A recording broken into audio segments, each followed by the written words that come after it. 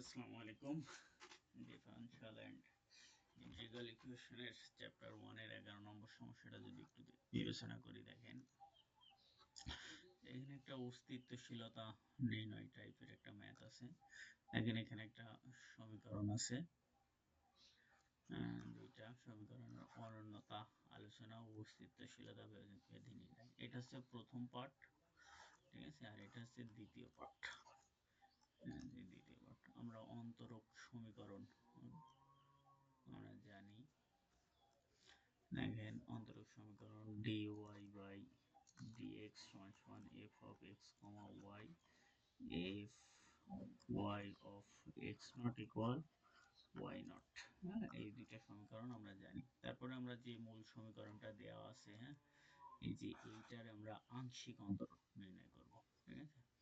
তাহলে যে সমীকরণটা দেওয়া আছে কি আছে, ওইটা dy by dx x square plus Y square, তাই না। এটা ডি ওয়াই বাই, হ্যাঁ, এটা হচ্ছে D X D Y, sorry, D Y by X square plus Y square. তুমি এটা অন্তরীকরণ করলে, আংশিক করলে এটা তো আর থাকবে না, কারণ এই যে ওয়াই সাপেক্ষে করছি, তাহলে এখানে 2y হবে।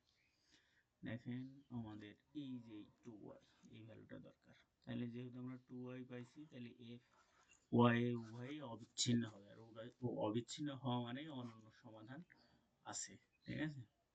তারপর আমরা দ্বিতীয় পার্টে আসবো।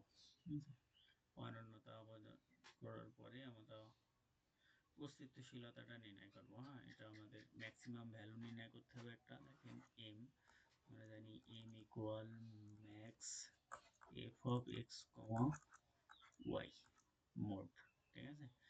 যেন এক্স ওয়াই এইটা বিলংস টু আপনার ডি হয়, এবং H equal minimum A B by ম্যাক্সিমামের যে ভ্যালুটা ছিল সেটা হয়। তাহলে আমাদের এই যে এইচ এর ভ্যালুটা নির্ণয় করতে হবে, ঠিক আছে। এইচ এর ভ্যালু নির্ণয় করতে যেয়ে আমাদের এই যে এমটা লাগবে।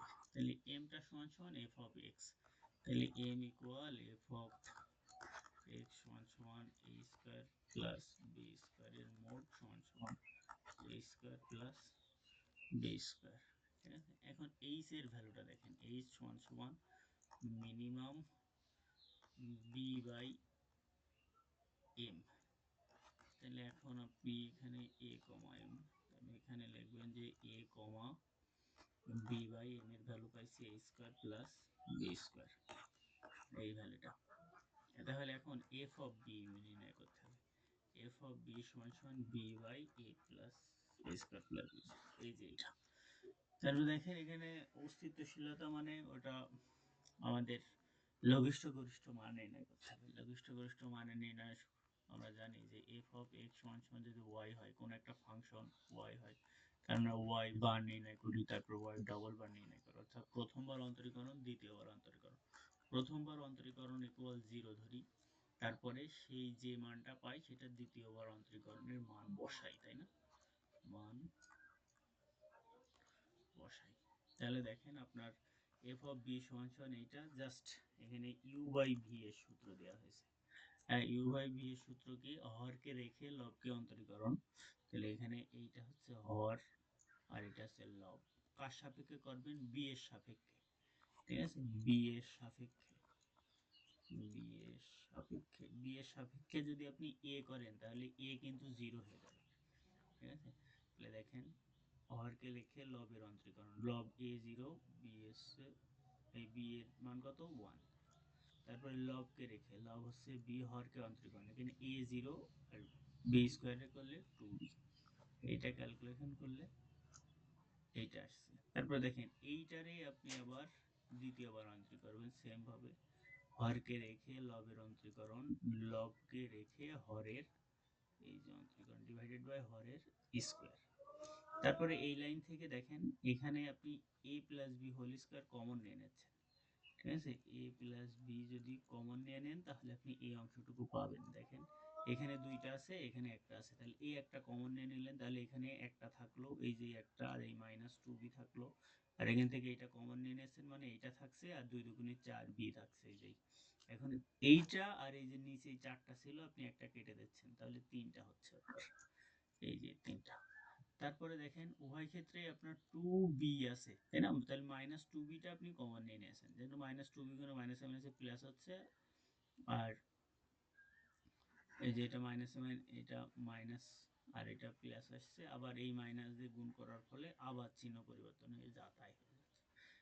জাস্ট ক্যালকুলেশন এটা, এই যে এটা আপনি পাচ্ছেন কি ডবল বারের মান। তাহলে এফ এর সর্বনিম্ন মান আপনি জানেন, যে যেটা বলছিলাম যে প্রথমবার অন্তরীকরণের মানেই 0 বসাতে হবে। তাহলে প্রথমবার অন্তরীকরণ করে আপনি এই মানটা পাইছিলেন, এই যে এই স্কোয়ার মাইনাস, এটা সমান সমান 0। এ এর ভ্যালু পাইছি আমরা প্লাস মাইনাস এ বি, কিন্তু বলেছে যে বি গ্রেটার দেন 0 হতে হবে, তার মানে বি এর মান 1। এখন আপনি এই বি এর মানটা দ্বিতীয়বার যে অন্তরীকরণ করে যে মানটা পাইছেন ওইটাই মান বসাইছেন, দিয়ে একটা নেগেটিভ ভ্যালু পাচ্ছেন। তাহলে নেগেটিভ মান পাওয়া মানে সর্বোচ্চ মান, ঠিক আছে? নেগেটিভ মানে হচ্ছে ম্যাক্সিমাম ভ্যালু পাবেন, আর যদি আপনি পজিটিভ মান পেতেন তাহলে মিনিমাম মান পেতেন, ঠিক আছে? এটা বি, তাহলে এফ অফ এ, তাহলে আপনি যদি মানটা বসাই দেন এখন, এফ অফ এ যে ফাংশনটা ছিল, যে A by A square plus B square, তার মানে A square by A square plus A square, তার মানে 1/2 পাবেন আপনি, সরি এ বাই হাফ, এই যে এটা 1/2a। এখন এই 2a সমান সমান a সমান সমান আপনার 1/2a, কিন্তু এখন আপনি উভয় পক্ষে আবার a স্কোয়ার, সমতাটা ছিল অসমতা থেকে এখানে আসছেন, a স্কোয়ার করে দিলেন 1/2, যদি a দিয়ে গুণ করেন তাহলে এই a আর এখানে গুণ করা এই কেটে যায়, এখানে a স্কোয়ার, তার মানে a সমান সমান 1/√2, তার মানে আপনার এই 1/√2টাই অ্যান্সার হবে। কিন্তু এই দেখেন 1/√2 x এর ভ্যালুটা প্লাস মাইনাস, এই যে x গ্রেটার দেন এইচ, তাহলে এই x এর ভ্যালুটাই আপনি পাইছেন কত, 1/√2 মোড রুট ওভার এইচ, অর্থাৎ x, সরি, তার মানে -1/√2